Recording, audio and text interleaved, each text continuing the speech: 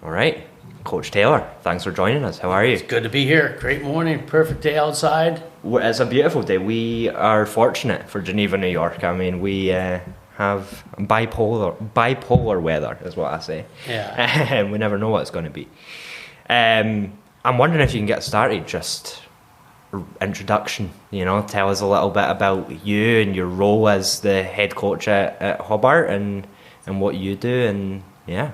Sounds good. Well, as you said, head coach at Hobart College with the ice hockey team, and basically it's you try and take a group of student athletes and achieve a goal. So, about myself, certainly played hockey as a youngster all the way up through college, and got a little bit of time over in Europe playing.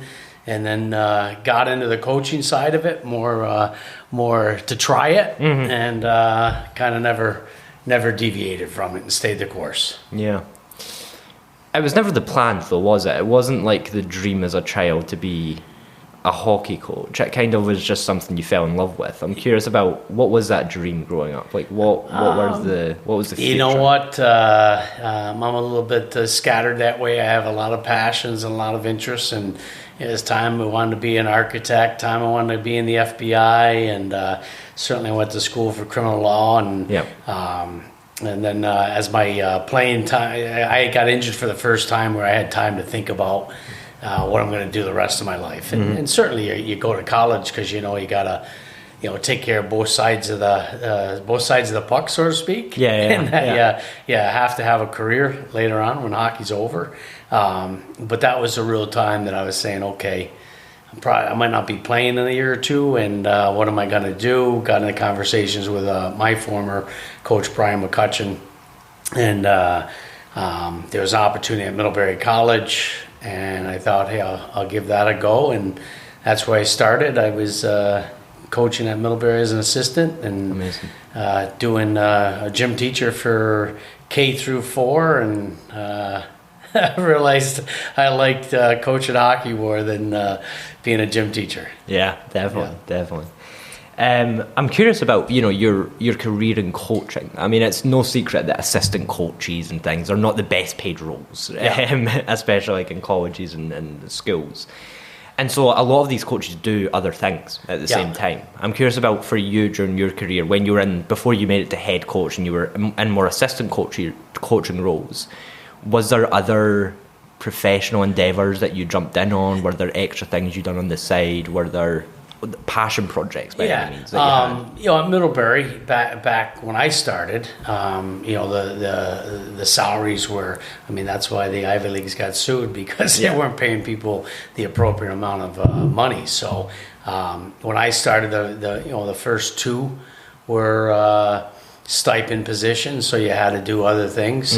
I grew up in a construction family, so I've always been my natural talent's probably that. And I enjoy that. I could build a house from the ground up, and so I could add to my coaching salary by working for a construction company pretty easy. Definitely. And but then by the time I was at Vermont, then you're kind of on a real salary supposed to speak. I mean, you're never paid equal to the hours you're put in this profession, and I think any profession that's highly competitive in terms of there's other people out there trying to beat you at what you want to do. And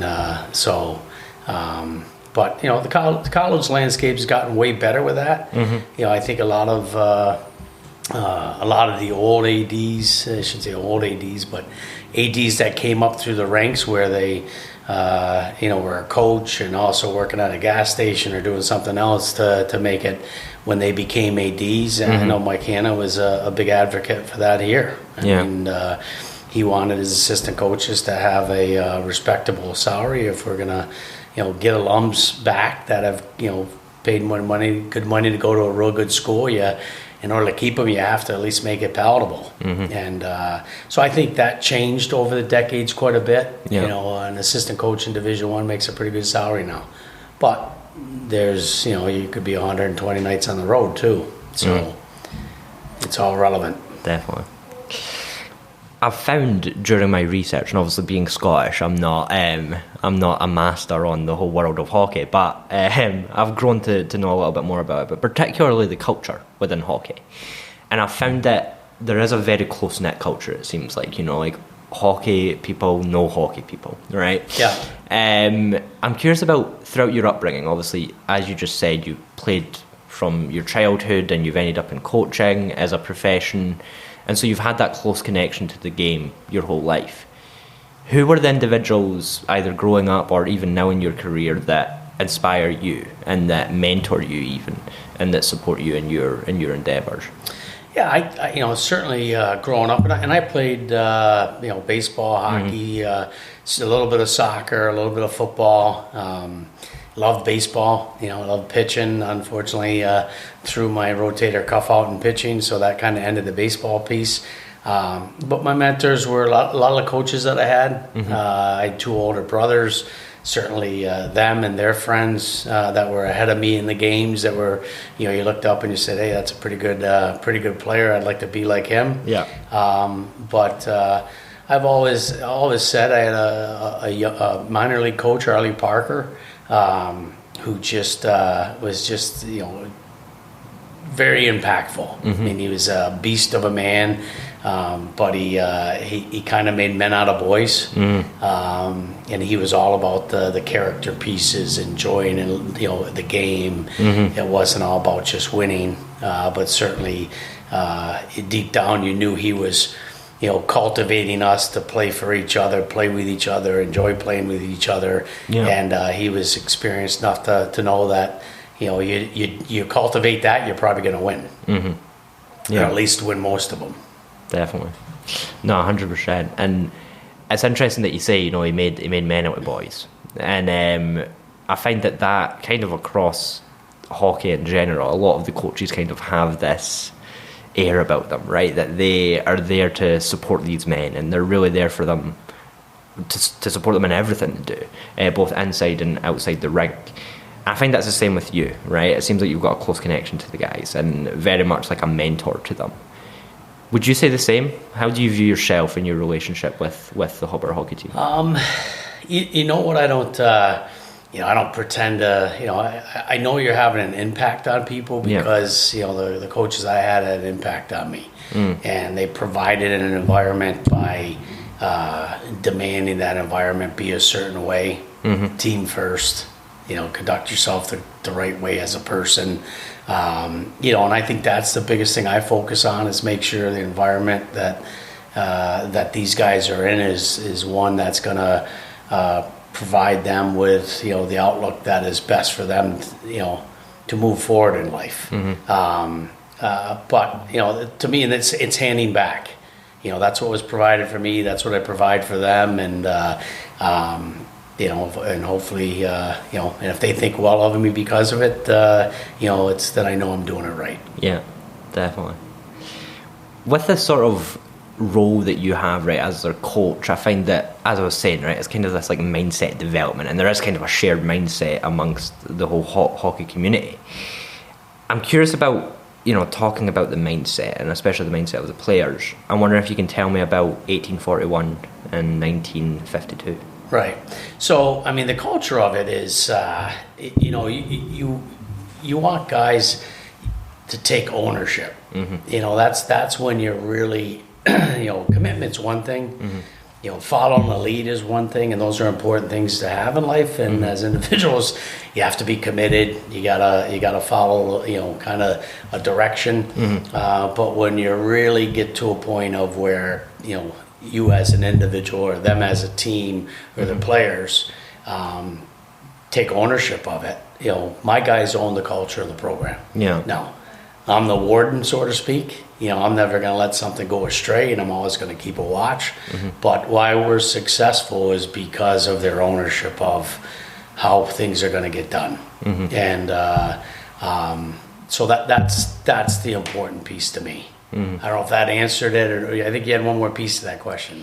No, so it was these numbers that. Oh, 1841. 1841, 1952. So, I'm wondering if you can tell me where they came from. I've always liked to try and come up with themes and stuff throughout the course of the year, and because a lot of times it's as a person, hey, you got to work hard, you got to get your homework done, you got to do all these things, and sometimes hearing the same message a different way, or have fun little things to put your focus on.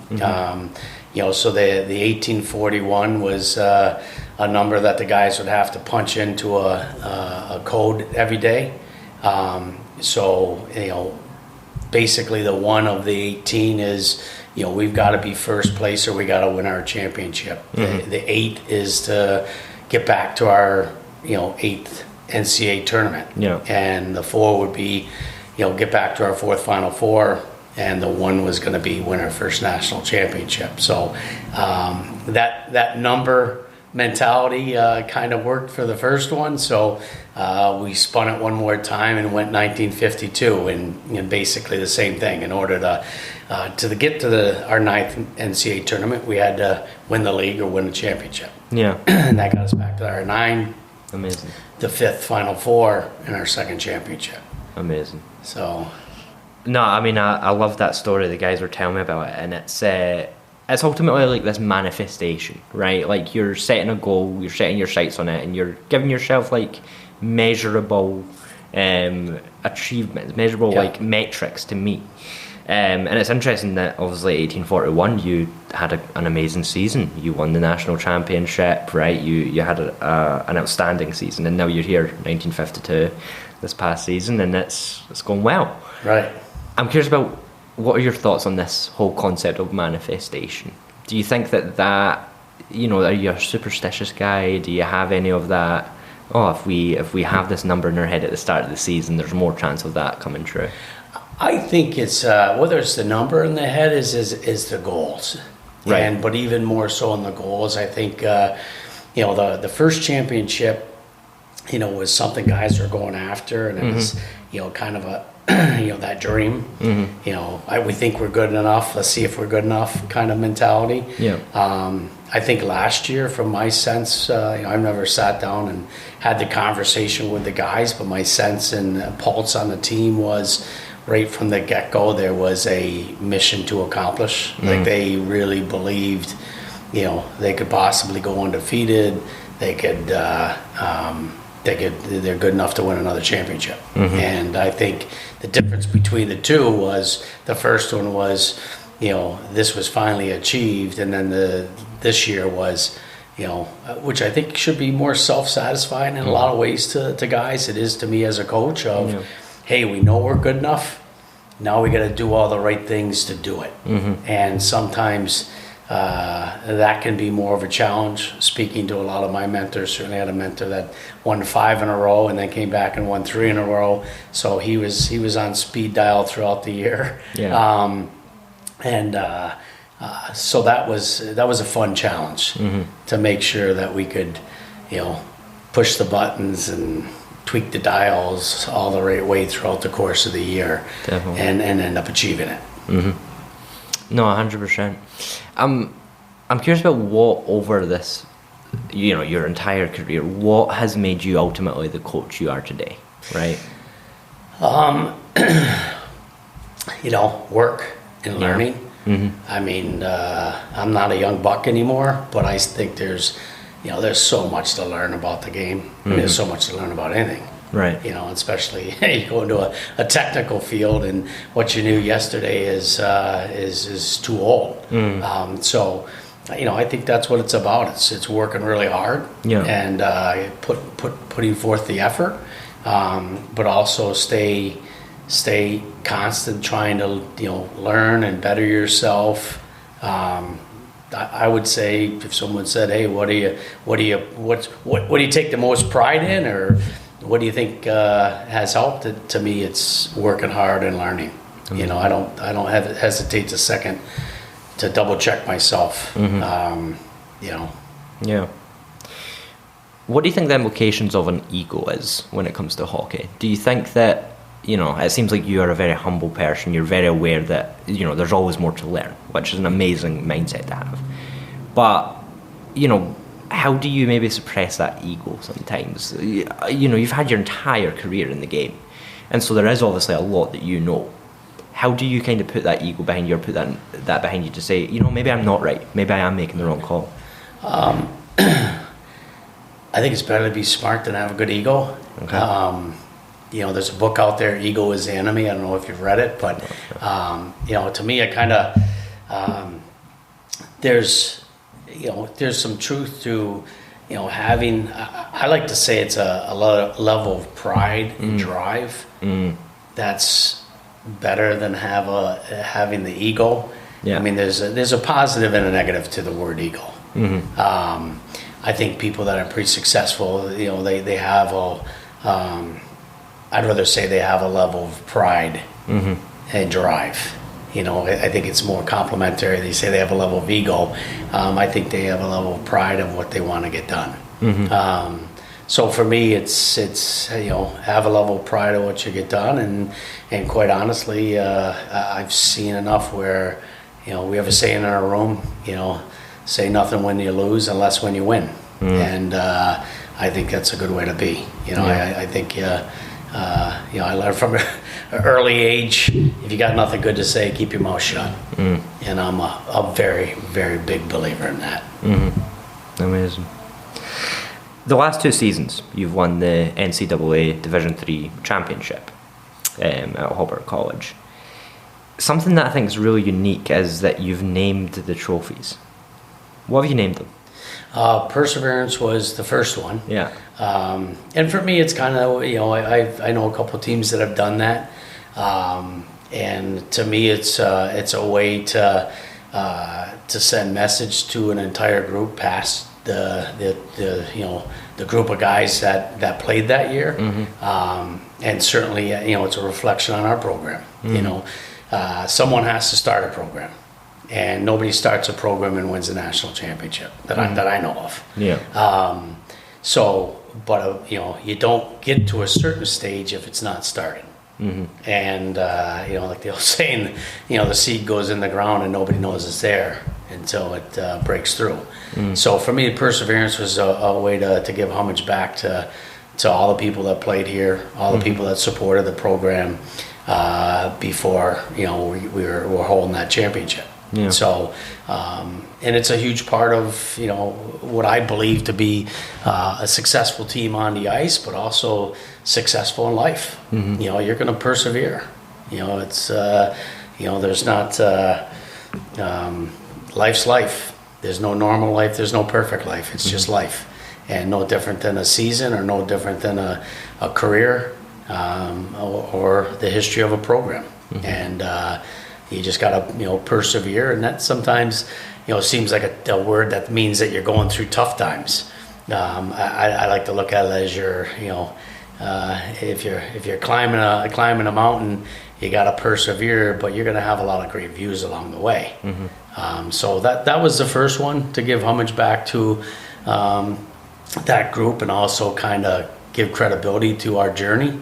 And then the other pieces for me was spirit. You know, I'm a big believer as a coach. I don't, you know, try and pat myself on the back with X's and O's and all that. And quite frankly, if somebody wants to, you know, grab a chalkboard and talk hockey, you know, I'm happy to go at it with them. I've played for a lot of different coaches, played the game a lot of different ways. Yeah, I'm very comfortable in the X's and O's, but I've always embraced what I've learned from other coaches is keeping your eye on the spirit of your team. And I'm a big believer in that. That's how we play. You know, I want guys to play with a level of ownership and confidence. And also, you know, if you play with ownership and you make a mistake, you got to quickly correct it. So spirit is something that, you know, you come to the rink, you know, you better love coming to the rink. And you better love competing and battling for a job. And I just think it's a huge part of who we are. And again, you know, you can peel that right back to the guys that started the hockey program with, different colored jerseys and, flooding Odell's Pond or a parking lot. I read some of the old stories where, they tried to, they started with a flooded blacktop parking lot to create a rink, and it worked good on a non-sunny day, but as soon as the sun hits that blacktop, it's a recipe for melted ice. Oh, God. But you don't do those things unless you're spirited. Mm-hmm. And so that's why we named the second one Spirit. Mm-hmm. I thought this team had a very, very special spirit. Mm-hmm. What's been the difference between the team you've got today and the team you've had the last couple of seasons versus the team you've had every other year at Hobart? It was funny because last year, and we've had I really feel we could have won it. We could have won it in 06 in the Final Four. We should have won it in 09. So I felt we've had other teams right there. You got to be good enough. Those teams were definitely good enough. You got to have some special mojo. I think those teams had some special mojo. Yeah. Whatever word you want to use for that, chemistry, mojo, whatever. Special stuff. Stuff's probably a better word. But then you also got to be a little lucky. And I don't think in 09 we were lucky. 06 was, we're kind of we're first on the scene there, in both those I would, I look to me, I just say, hey, what could I have done different? And maybe, if I had to look back and say, geez, was I paying attention to the spirit of things good enough then? I think I was, but maybe not hitting some buttons maybe I've hit along the way in later years. Okay. But it's funny, after this last championship, I was sitting with one of the alums from half a decade ago, and we were talking. We got reminiscing, and I mentioned last year at our senior night, last year's team said, "Coach, are we the best team?" And loyalty to your players, it's tough to say, "Yeah, you guys are the best team." I got a ton of admiration and respect, and a lot of guys and a lot of teams that went through here, and if one of those teams didn't achieve, I don't look past, looking in the mirror. Yeah. And I do think some of it is, it didn't fall right, or you have a rash of injuries. One year we came back and one guy busted his leg, one guy busted his wrist, one guy had to end his hockey because of his hip.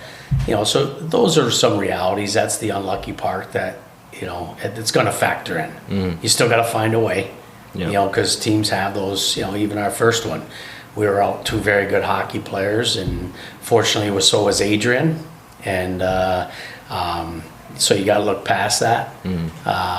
But during the conversation, he's like, "Coach, this is the best team." This is alum saying, and he's got to tell these guys they're the best team.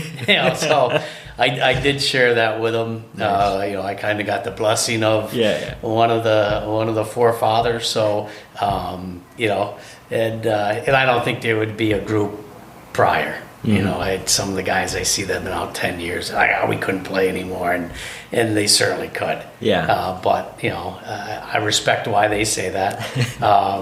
There was Mike White, who was a former player. He's like, you got to tell these guys they're the best. So I did share that with him. Amazing. What? I mean, it sounds like I'm thinking on more of a recruitment side, right? Yeah. Firstly, how involved are you in the recruitment part of it when it comes to the hockey team? And then also, what are you looking for, right? And how did you construct the team you have today, which, your own words, is the best team you've had so far? Yeah. But, what are you looking for the future? How do you go about this recruitment process? How do you make sure you're getting the best in the game? So the recruitment part, people have no idea. No. I mean, it's 24/7. It's constant. It's crazier now than it's ever been. There's advisors out there to kids that, some of them are good, most of them aren't, frankly. We're dealing with a guy that played forward in Saskatchewan, and he's advising a goalie that's from the U.S. and probably never seen a Division III hockey game. But a lot of people will follow who's telling them what they want to hear.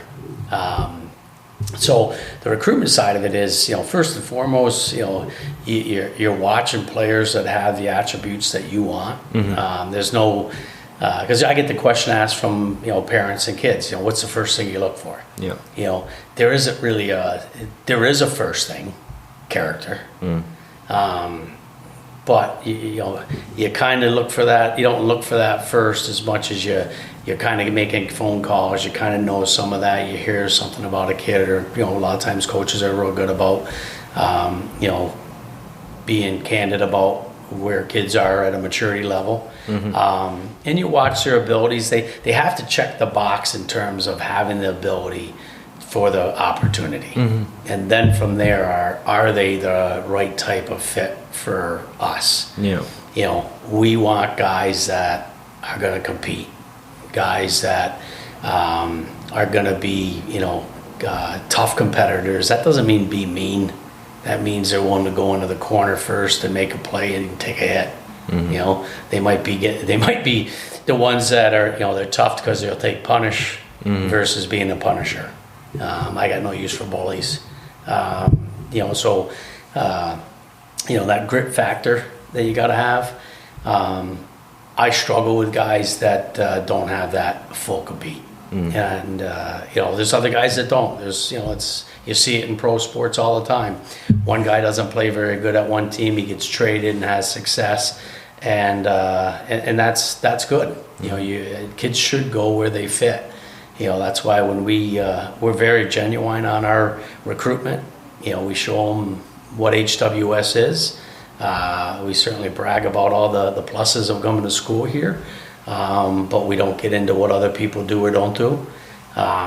We present who we are because, your full day of hockey is going to be, if you have a lift on Monday, that's going to knock off an hour and 15 minutes of your time between, getting ready, lifting, and then, cleaning yourself up to go to class. And then on that day, if you're, practicing, and it's a full 2 hours of practice, that's a good 2.5 hours. So, you add that together and you've got 4 hours out of your day. But there's a heck of a lot of hours past 4 hours that you still got to live. And I've always been a big believer at, and I learned a long time ago from experiencing it, watching teammates that really weren't happy where they're at, that were pretty good players. They never became the full player they could be if they really weren't happy. So when guys are here, the guys that do well here for me are the guys that love being here, and outside of just the hockey part. So it's important for me in the recruiting that that the kid wants to be here as a student and as a person first, because if they love their classes, if they love their classmates, they're going to just be the best they could be on the ice too.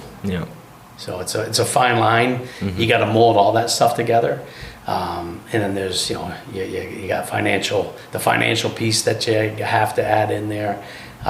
Certainly with the hockey, and certainly nowadays where there's a monetary price tag, where kids can.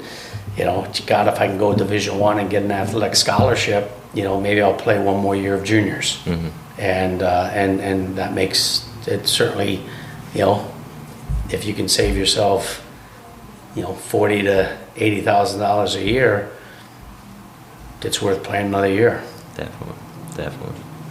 So that's a big piece. I'm involved with it. My assistants are. I always say that. My assistants are the lead dog in it. I mean, they do a lot of the heavy lifting and a lot of the the scouting part and stuff like that. But we sit 10 feet from each other. So whatever they're saying to a kid, it's basically coming from me as well. And we're constantly going back and forth on all that stuff. Yeah. From the beginning of your career here at Hobart, you've went from a win rate of like 40-50%. You're up in the 90s now. Very impressive, right? Is that because you're a better coach now than you were at the beginning, or I would hope so? Yeah, there's no question. I mean, I always shake my head. After 5 years of being a head coach, I think you know what you don't know. I mean, you know there's a lot you don't know. And even now, I mean, I'm just still trying to find the next good book to read to just reinforce or remind me of what maybe I forgot. Yeah. If you're, and being old just doesn't make you better, or putting time in just doesn't make you better. It's like the two words of practice and deliberate practice. You can practice 40 hours or you can deliberate practice 20 hours and be better. It's how locked in you are. So I definitely feel I'm a better coach. I say to some of my buddies that are in Division one of the advantages of Division 3 is you have a little bit more time to coach. But even in the coaching side, I mean, I've coached squirts, I've coached minor hockey, young kids, those experiences, sometimes that's made me a better coach than coaching a college kid or coaching a pro kid. Ron Hainsey, who's won a couple Stanley Cups, who I recruited at Lowell, wasn't a ton of coaching with Ronnie on a lot of details. I mean, he was a very gifted, very smart player, very in tune to making himself better. So sometimes a better athlete, it's not so much the individual coaching, it is managing stuff around them so they can be who they are. So I think you get better as time goes on. You get better at recruiting, and also the more success you have, the more you're going to draw people of a certain ability. If there's a kid that, there's some kids out there that are great kids, great students. They want to win a championship. It's burning inside them. And if you're 4-15, they probably don't really believe you got a chance to win it next year. Right. So, and on the flip side of that, we had a kid last year that chose not to come here because I think he didn't want to fight for the playing time because of the depth of where we were. And he shouldn't come here then. You got to go to where you're fit. Yeah. No, 100%. 100%. It's interesting there when you spoke about Ronnie, and you're saying, he didn't require a lot of coaching, right? He kind of just needed the space and the nurturing to be him. And it's interesting, after speaking to some of your players, it seems like you're very much an advocate for this sort of approach of letting these players grow into themselves, right? And figuring out what they are as a player and who they are as a player, and allowing them to express themselves on the ice. I'm curious about where that comes from. Why is there this focus on, instead of putting in place structure and rules and strategies, allowing them to be a little bit more flexible, a little bit more creative to ensure that they get the best out of it? I would probably say, I learned it even coming up through, my brother was a great teacher, is a great teacher. I worked for him. He's built houses and stuff like that. And I remember talking to my older sister about it. It's like, he was a really good teacher at giving you enough room for you to figure it out, enough hints to help you when you're struggling, and also enough hard direction when you need it. A perfect example, I remember I was building a real complicated stair system, and stairs could be a lot of geometry to that, and went this way, and this way, and it was kind of a nuance for me, and he gave me a lot of time to beat myself up with it, gave me some hints along the way, but also at one point he was like, we're losing money right now, you got to get this thing built. So I believe that's the same way with the hockey piece. I think, again, same with the team. If they take ownership, the guys that I've seen that have been the best at being the best person they can, being the best player they can be, are the ones that really have that ownership to improve themselves, push themselves. I think you have to have that ownership individually too. Because the reality of it is, if there's 30 players out there and 2 coaches, that's tough to be able to say everything to each one of them. And I'm sure that's no different than a professor would say.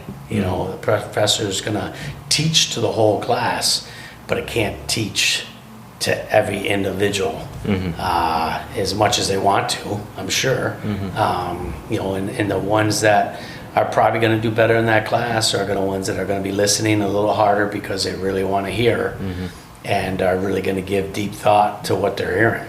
Right. The ones that, aren't at that same level, you as a, I'm sure as a professor and as a coach, those are the ones you try and, hit as a coach. Mentally you're always, trying to do that every single day, but as a coach, you're caught up in the whole team. There's times when I've, gone, geez, man, I haven't bumped.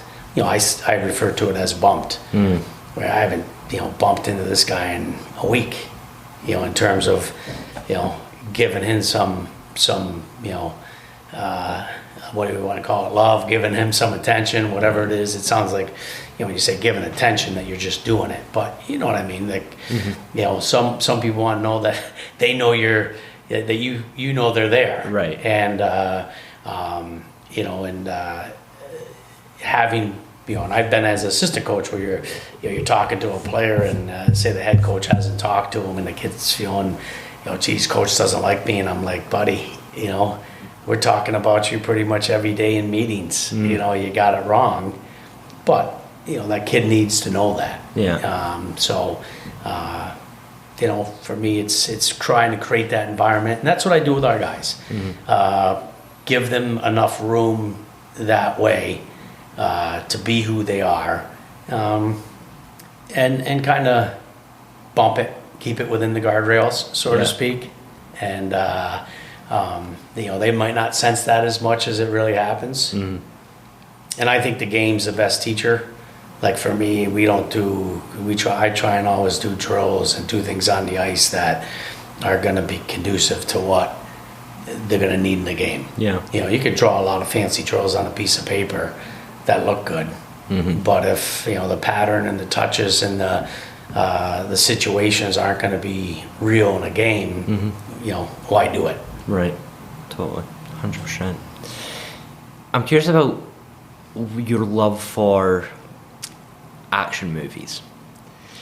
And this is something that the guys have been constantly telling me, that you love war movies, you love Braveheart, as you've told me.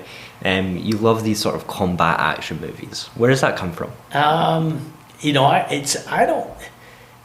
don't know if it's so much the combat part of it is a lot of the messages that are sent in there. That are more so than the combat part of it. There's just a lot of messages that you can kind of, like you and I are talking about the scene with Braveheart, and that scene was, part of it was, there was a little bit of violence in that scene, but the majority of it was just that presenting that mindset that the Irishman Stephen had.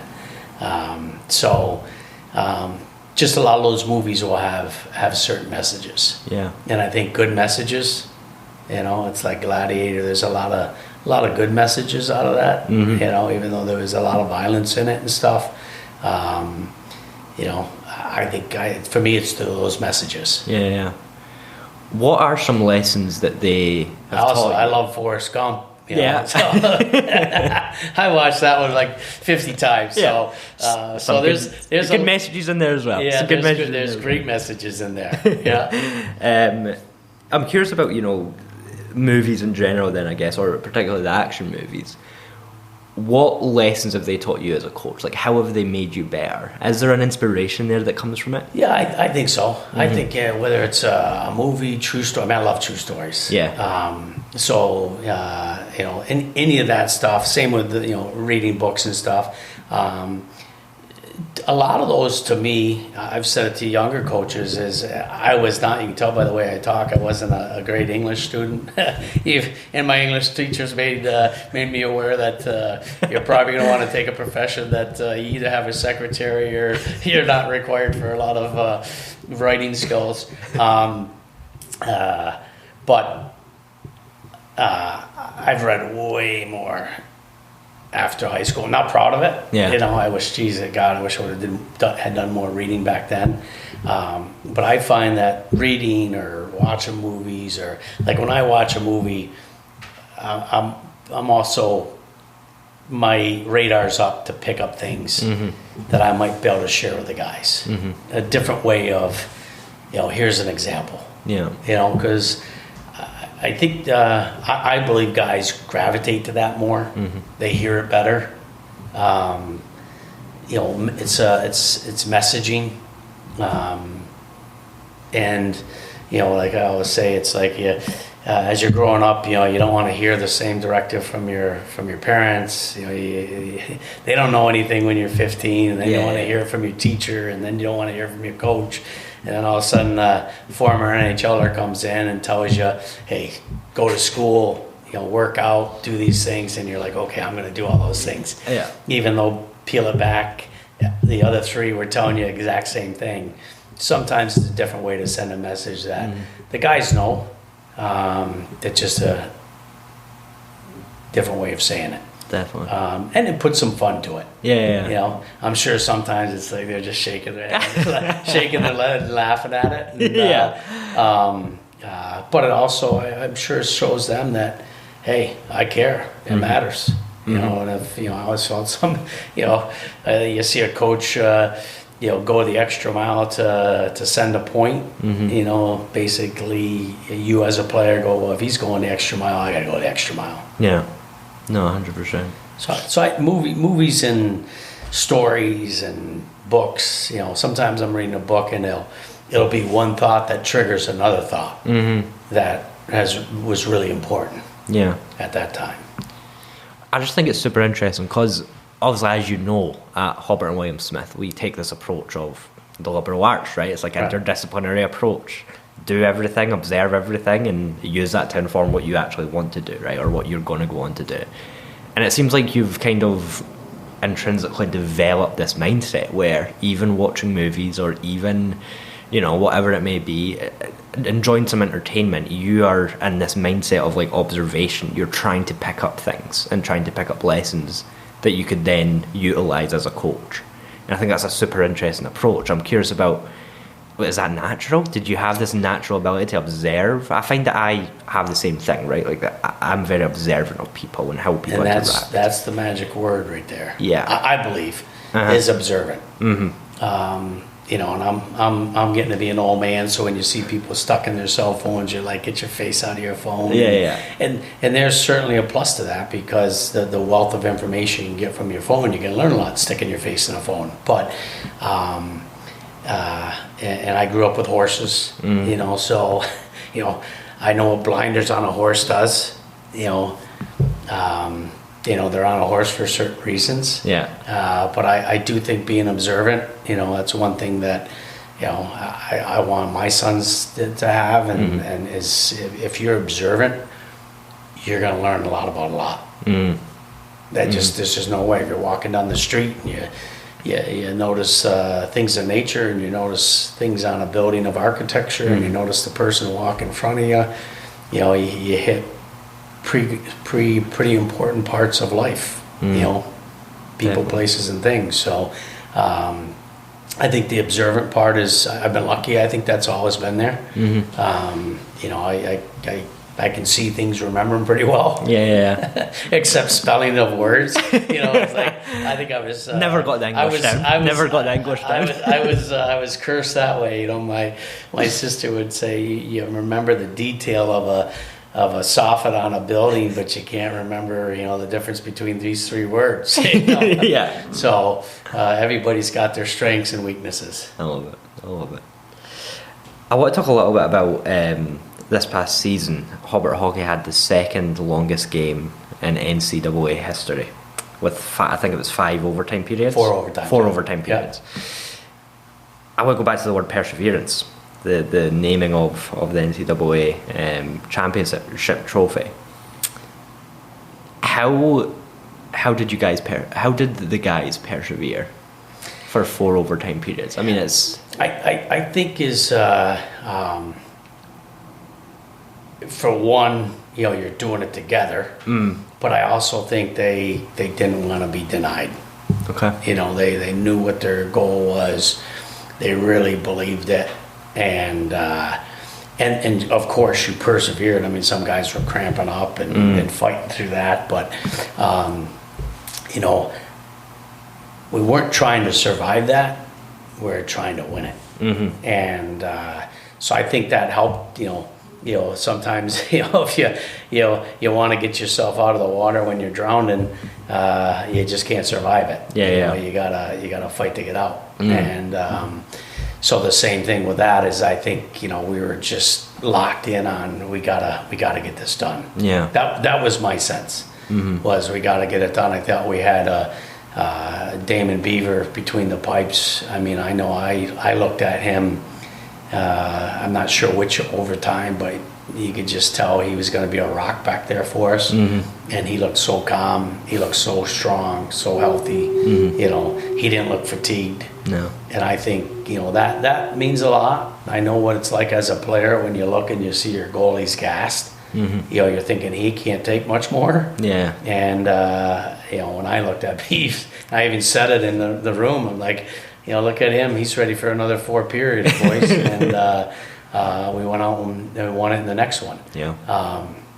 So I think it was, they were so committed to get it done, to find that way to move forward, that it was more that. It was that momentum that we just kept bringing it. I'm wondering if you can give me a glimpse beyond what you just told about the goalie, but, a glimpse into the locker room talks between those periods, right? Like, what are you telling the guys, right? You're hitting, like, period 3 of overtime. What are you saying to them in that locker room? You know what? I can't really remember. Okay. I remember I remember President Guerin saying, hey, well, now we got something on St. Patty's Day to celebrate, and I wasn't sure what he meant, and he had me look at my watch, and it was already past midnight, so we were into the next day. I as I said to people, I was just kind of locked in the zone. I think what we said in between the periods is what we needed to say in terms of X and O's. So in between the periods, there could be tactical things that are important to do. A lot of times it's the messaging. A lot of times it's not saying too much. So I would be. I maybe some guys remember better. I can't really remember exactly what was being said. Right. To be honest with you, the time in between the periods goes pretty fast. During that time, because guys are. Our trainer Sarah Moore did an awesome job, and the student trainers that were helping her, the doc that was there for that game. I think a lot of time spent in between the periods after the second overtime was recovery, hydration, that type of stuff. Yeah, guys, getting prepared for another one. As much as long talks, they weren't long talks. They were quick hit, probably comments, and a lot of it was managing conditions of guys. Right, definitely. I wish I could say there was something special. Yeah, there was some amazing quote that you could pull. I used the line from Gladiator. Yeah, should have pulled it from one of your movies. Yeah. The next thing I want to talk about is superstitions. Yeah. Is there any that you have? Is there some superstitions that you carry around? Not really, but there's times when I don't want to chant something. Like change a tie. Right. Right. More so than I'm superstitious that it's really going to make a difference. I don't think it is, but I don't want to chance it. Yeah. Yeah. So it's not like you've got a lucky shirt, but but I don't want to. I don't want to make it. I don't want it to. I don't want to be wrong. Right. Right. Totally. That this stuff really does matter. Yeah. Definitely. So interesting. I want to talk about an amazing story about especially hockey guys. There's a lot. I mean, you'd be amazed at the superstitions or routines. Really? Oh yeah. You're just and I'm sure. I didn't play college baseball or football. And I'm sure it's the same with other sports. Right. Like to me, I talk hockey, and certainly I'd never want to think that it's not as good in any other sports. I just haven't been to the depth of that. I played enough baseball to know the culture of that, and it's all good stuff. It is different. It's a different time of the year. It's a different game in the sense that you spend a lot of dugout time. Which is I loved it. So it's all different. I think it's probably all at the same level good. Amazing. I want to talk about a story. I believe it was the day before you were playing Utica College, and there was a medical emergency that you had to. Oh, when I had my heart attack. Yes. Oh, yes. I'm wondering if you can tell us a story. What happened? What do you remember? And what was that like? Well, it was a tough period because I had lost my roommate who passed away with brain cancer. So I had gone down to go down to the services in Philly, and on the way back, things weren't going well for me, and ended up having a heart attack and having to go to the hospital. It was the weekend before we played Utica, and Mark Phelan was my assistant at the time, and the guys. I mean, he did an awesome job of getting the guys ready. I watched the games online, and I thought it was the way those guys played that game. I mean, even how good they played that game as good as we played Trinity. Wow. And the second game as well, because we played them back to back. And I remember seeing the Utica coach, and he's like, there was no way we were winning that game. And they were a very good hockey team, and those were big games. And I thought the guys, they played like lions. Yeah. In those two games. So that was great to see. Yeah. I'm wondering if you can tell me, and the boys told me a little bit about this, but after waking up in the hospital after the heart attack, what was your reaction at that moment after realizing you were in a hospital bed and what had happened? Well, certainly when you go through that, I mean, as you're going through that, you're thinking of your family. Yeah. You don't want to, especially, I just was at my roommate's funeral, and watched his kids, and I'm sitting there. That's during that time, I was like, "There's no way that's not gonna be my boys right now." Yeah. And certainly I was excited to get once I was out of the woods, so to speak. I was like, I gotta get back to work here. Yeah. We got games to win and stuff like that. And, I immediately felt way better. So I'm thinking, hey, I'm good to go. Replaced a couple parts, and here we go. Yeah. So I was like, get back with the team, so. Yeah, I think it was amazing. The guys were telling me the story. I'm sure. In fact, I'll let you tell it. I'm curious. You went back, and I think it was maybe during another game or during a practice, and it was in the locker room where you're telling them the story about being in the hospital bed. Yeah. I'm wondering if you can tell us that story. They said that we walk in, he's laying on the ground, and he's looking up. Oh, I'm trying to think of what they're talking about. When you're laying on the ground and looking at the lights, and saying, it's not going to happen today. Right. I think that's probably the story. Yeah, that was it. Later on. Yeah. Whereas it's like at some point you don't want to be looking up saying, I think we're in a battle with a game, and I was like, you gotta, you're looking up and staring at those fluorescent lights and saying it's not going to be today. So I think that's probably the story that they might be talking about, and. That's what I shared with them. That was at that moment when I looked up and said, it's not going to be today. I love it. I love it. And I used, I'm trying to think of the name of the movie where... had to be a movie. Had to come from a movie.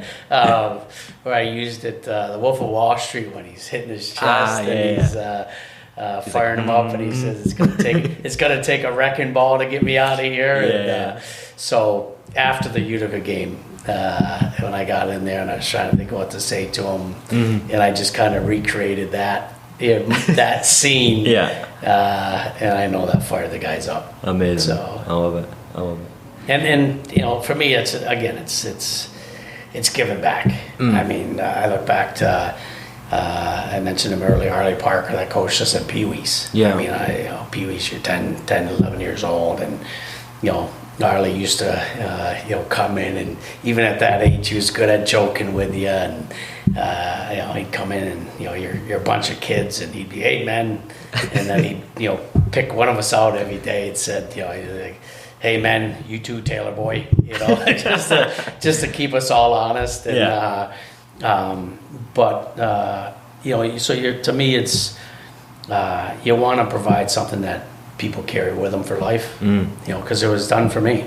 Yeah. You know, those moments that I had, you know, with my teammates and stuff like that, and that's what I think you're supposed to do, and I think you're supposed to do that in any type of, you know, position where, you know, the job you create. If you're the boss on a job, you create an environment for your crew. No, So- definitely. That they love coming to work and getting the job completed to the best of their abilities. Yeah. I want to go briefly to, you know, just post-heart attack. And obviously, really stressful time for you, right? Like you said, you've just been to your roommate's funeral, who died with a horrible disease. You've just had a heart attack yourself. But you're dying to get back and support the guys. You're dying to get back and be coaching the team. What is that like the day you return, right? After all of this happened? You know, how do you feel in that moment? And how do you address it with the guys? And how do you move forward from that? You know, I think the guys are a little nervous, you know, probably in time, but it's just move forward. Yeah. You know, I got lucky. You know, I got real lucky. So you just move forward with it. You know, not a ton of attention to it. It's, you know, curveball was thrown my way, and, you know, fortunately it hit me but didn't knock me out. Yeah. So, you know, and then just, you know, coming back with it, you had to be smart coming back. But, you move on. Did it change your perspective on anything? This whole period in your life, I guess. I mean, from your roommate passing and your heart attack. You know, and it's post. I had lost before that, you know, so I knew what that was all about.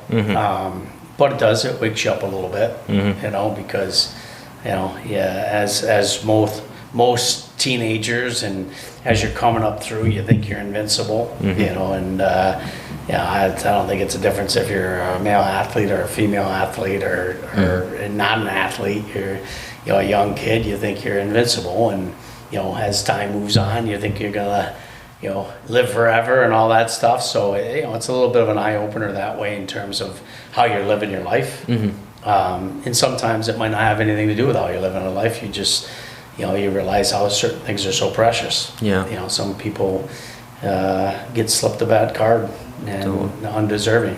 No, 100%. 100%. Did you change your approach to anything after? I'm curious about that. Like, was there things in your day-to-day that you done differently after? Certainly.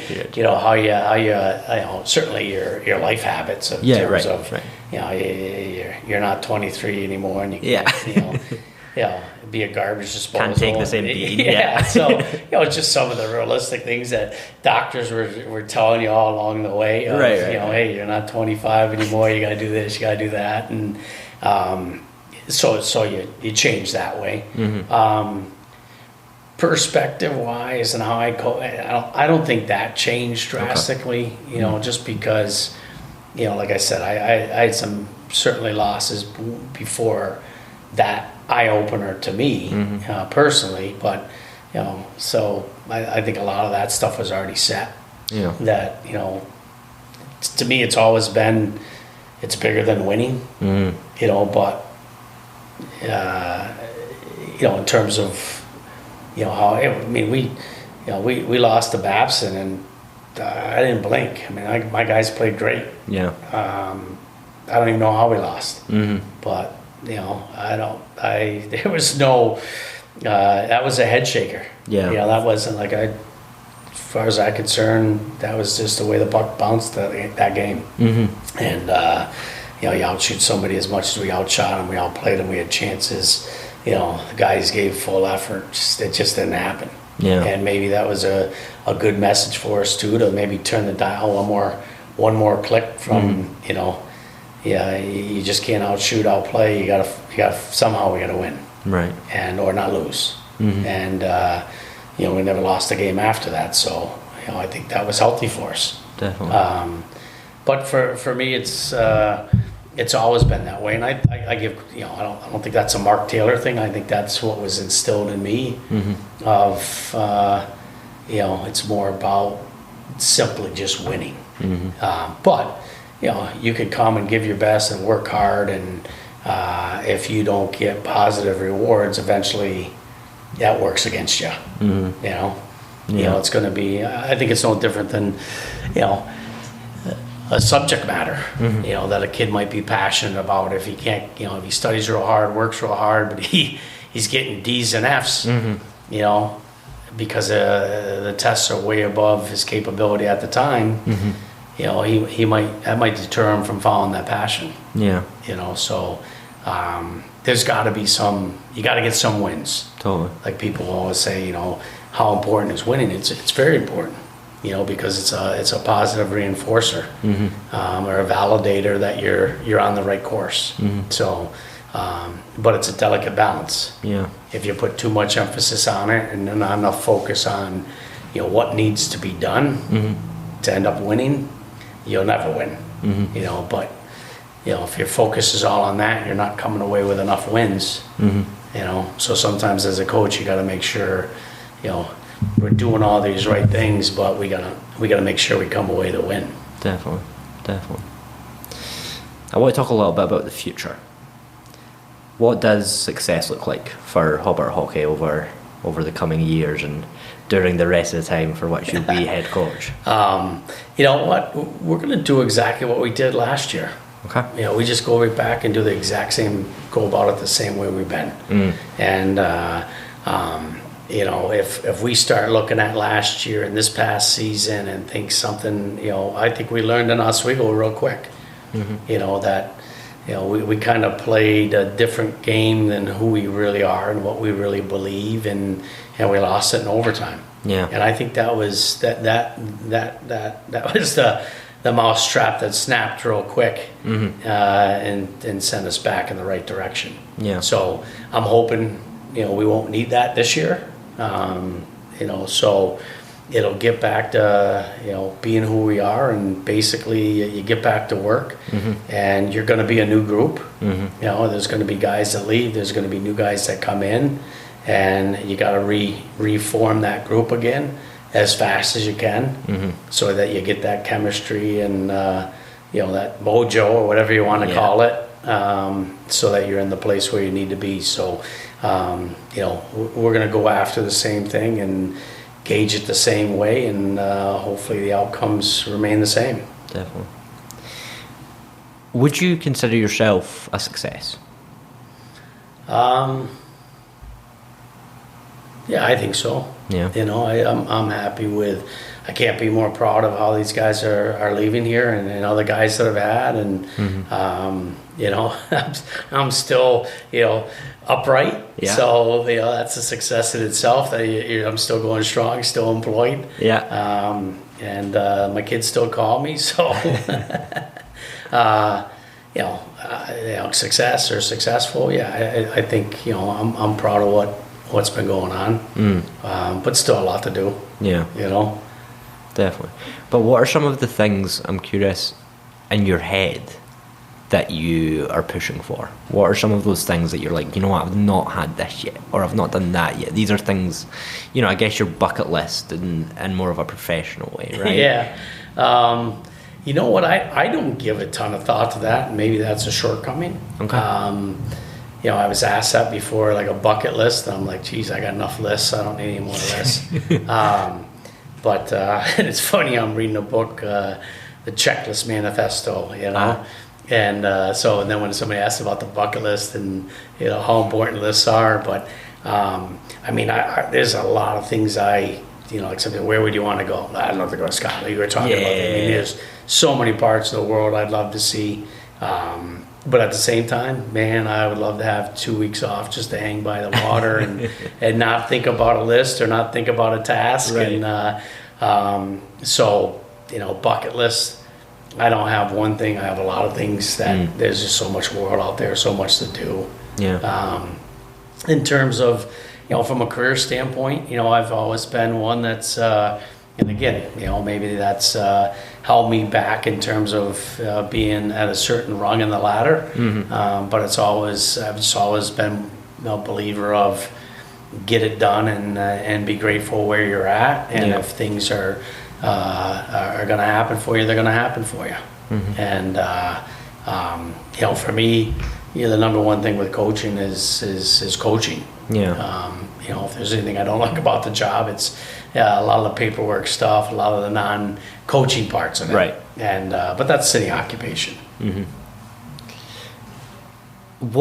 And I guess I'll frame this question a certain way. So, let's assume you're at the end of your career. You're retiring from the game, right?